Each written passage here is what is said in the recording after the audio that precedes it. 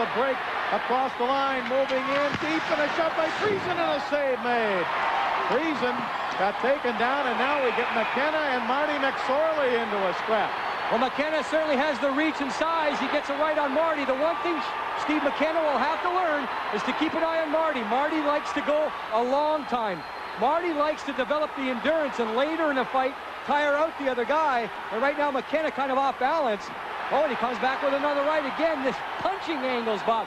I've talked to a lot of players who played with the Phoenix Roadrunners who saw Steve McKenna fight. He said the other guys have a difficult time because there's a whole different angle to throwing a punch and connecting. You see Marty trying to throw right there, and there is McKenna coming through. McKenna's hit him with 4 or 5 rights. Big Steve McKenna against former King Marty McSorley. And Bob, in this instance, Marty will be telling the linesman, there's the big right. And you see the reach advantage by McKenna, but Marty McSorley will be yelling to the linesman to stay out of this. He wants, again, to go as long as possible and tire out the other guy. I think it's a good job here by McKenna to hold on and try to wrestle Marty at this point.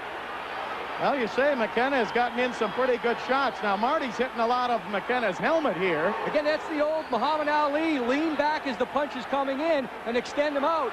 And now right there, the balance. Now, finally, the referees get in. That's the typical situation with Marty McSorley. He likes to tire you out. It didn't seem to work right there. Well, you saw McSorley and McKenna going at it. That was Steve McKenna doing his job, Bob. McKenna is a very smart player. He's always looking around, and it looked like he was just taking care of his man on the ice. That's the opposition's point man. He did the job. Taken by Bodger. Now we've got McKenna behind the play with guess who? Marty McSorley. Well, Steve McKenna decides now is the time. Again, after the first scrap, you knew Marty was going to come back, and Marty does come back, but there's McKenna again with those rights. Keep in mind, I'll mention it again, Marty tries to outlast the other player. McKenna, again, he can hold him out with that big left. It's a whole different angle, throwing punches against the big guy. Look at Marty, he's going to the uppercuts right here. None of them seem to be getting through.